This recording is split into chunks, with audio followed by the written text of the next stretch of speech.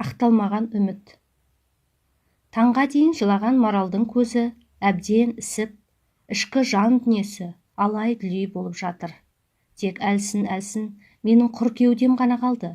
Құр кеуде деп күбірлеп жатыр.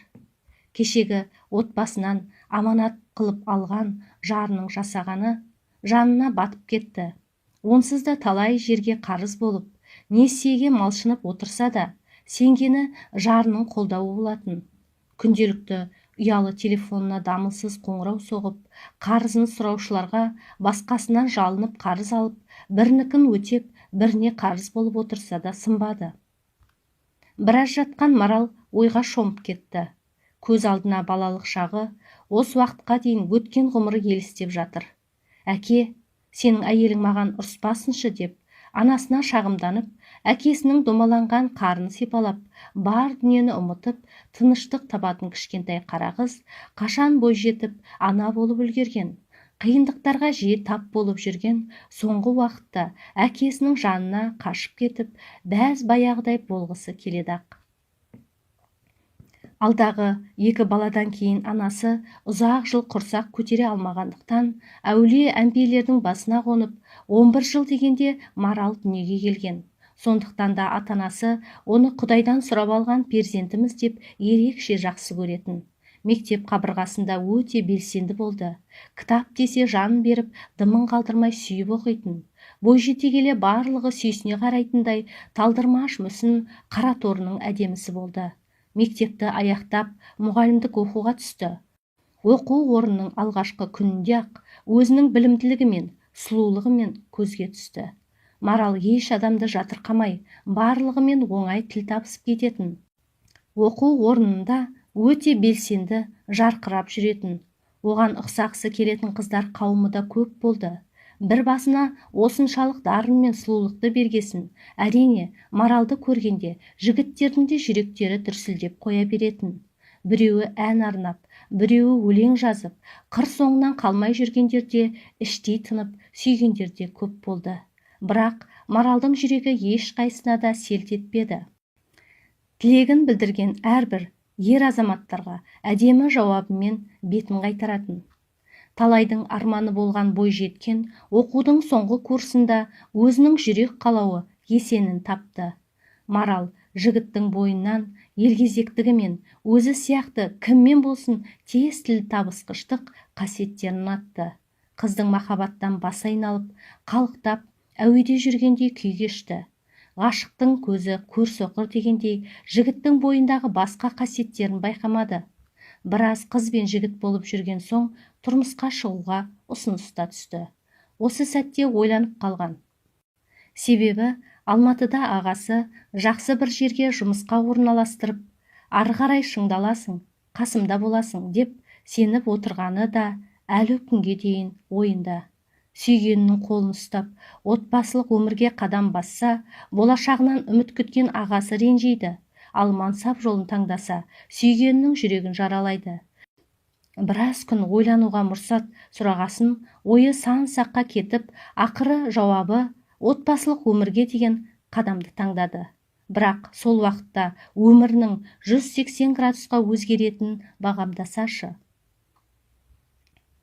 Қарындасының таңдауына ренжіген аға тіпті тойына да келмеді. Бұл маралға ауыр соқты. Ағамның сөйлеспек түгіл көргісі де келмегені ме? Неге сонша ренжіді? Менің қуанышты сәтімде жалғыз ағатайым неге қасымда болып, қарындасым деп елжіретпеді?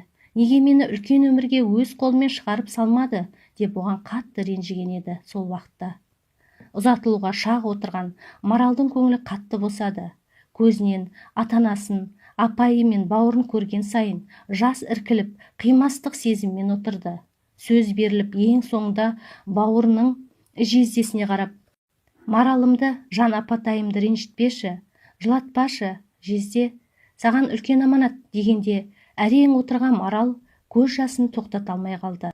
Ұзатылып 2 күннен кейін ақ көйлегін киіп, бір қара шаңырақтың келіні болып шыға келді.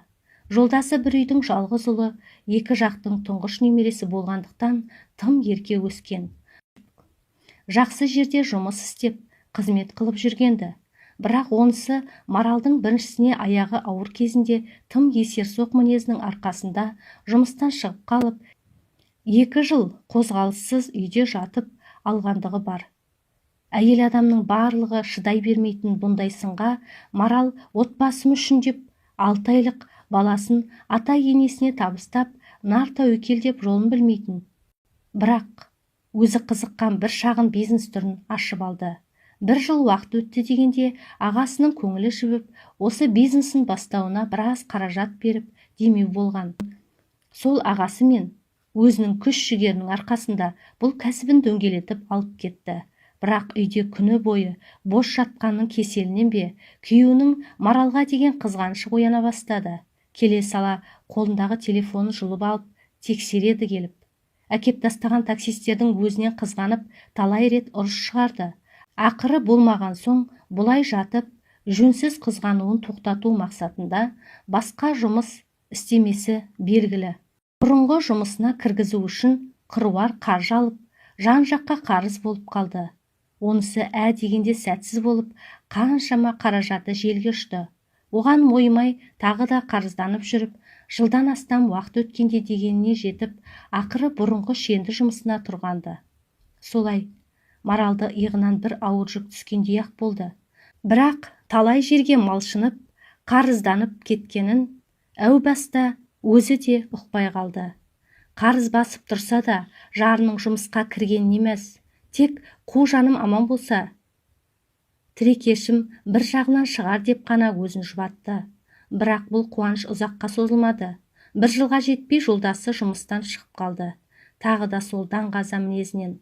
Мұндай жаңалықты естігенде есінен танып қалды. Көзін ашса, ағараңдаған адам бейнесі. Мен қайдамын деді. Алаңдамаңыз, сіз ауруханадасыз. Жатыңыз, сізге тұруға болмайды деді жаңағы ағараңдаған адамы. Неге? Сіздің аяғыңыз ауыр, 11-12 апталық. Біраз тынығып алыңыз дегенде есін жинағандай болды. Ойы сан саққа кетті. Бірінші ойлағаны, қалай асыраймыз? 1 аптадай уақыт өткесін ауруханадан шығып үйге оралды. Алдынан елпектей шыққан күйеуіне ашу келді, көргісі келмеді. Тек ата-ене мен 2 жастан енді асқан балапаны тұрған соң ештеңе дей алмады. Ата-енесі баланы алып сыртқа шығып кеткенді. Бағанадан Маралдың қырын қарап жүргенін сезіп жүрген Есен ашулы келіп, не қылдейсің сен, өлейін бе? Көрсетіп жіберді ме мені? Деп өзін ақтағандай кейіп танытты. Онда бар да 2 қолға бір күрек тап. Тағы солай жатып алмақсың ба? Менің аяғым ауыр, сенің кеудеңнің не керегі бар? Таксист болсаң да, күзетші болсаң да, тағыңнан түсіп қалмайсың дегенде, өзіңе күзетші немесе таксист күйеу тауып ал, мен ондай жұмыс істемеймін деп салды. Онда мен кетемін дегенде, көзіне жын көрінгенде күйеуі Маралды шаштан сүйреп жөнелді. Апарып өзінің бөлмесіндегі төсекке лақтырып жіберді де Маралды қылғындыра бастады. Маралда берілмек емес, қу жан үшін 2 қолмен итермелеп ұрып жатыр. Кенеттен келген енесі болмаса қайтер еді? Енесі шошынғаннан ба, әлде Маралды аяғаннан ба, не ұлының мұндай хайуандығына жаны ауырғаннан ба, өксіп-өксіп жылап отыр. Күйеуі сыртқа қашып кеткенді. Тек үйде жаны ауырған 2 ана. Енесі бағанадан 2 бүктеліп жатқан Маралға келіп, кешірші құлыным, кешірші ақымақ ұлымды, садаған кетейін, сен кетсең мен өлемін, шыдай алмай құсадан өлемін, алтыным, мен онымен өзім сөйлесемін, деп Маралды құшақтап сүйді де сыртқа кетті. Осы мезетте күткендей Марал асыға тұрып, жуынатын бөлмеге аттанды. Телефонын алып, өзінің сырын бөлісетін сіңілісіндей көретін жан құрбысына және Алматыдағы анасына WhatsApp арқылы қоштасу хатын жазды. Орындық қойды да терезеге шықты. Біраз тұрды. Көз алдынан бар өмірі бір сәттегідей елестеп өтті.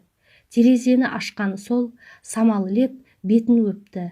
2 қолын айқара ашып, құсқа құсап ұшып кеткісі келді. Кенет құрсағындағы сәби ышқырына қозғалғандай болды. Кілт тоқтады. Мен не істемекпін? Менің ішімде періште бар ғой. Мен өзімді қисам да, бұл періштені қалай қиямын деп терезені қолы дірілдей жапты. Орындықтан түсіп, өз-өзінен шошыды. Бағанағы жіберген хаттарын абырой болғанда екеуі де оқымапты. Өшіріп тастады да бөлмесіне барып сұлық түсіп ойға шомып кетті. Бағанағы кетем дегені ашумен айтылғанды, кетпес еді. Сыртта бір баламен, іште бір баламен және мойындағы жуан қарызбен қалай ата-анасының үйін жағаламақ. Тәрбиесі де, намысы да жібермесі белгілі. Өлсем осында өлемін. Бұл өмірді ешкім маған таңдап берген жоқ. Бұл менің таңдауым деген ойлармен өзін-өзі жеңіп жатты. Тек енді есенді қалай кешірерін білмегенді.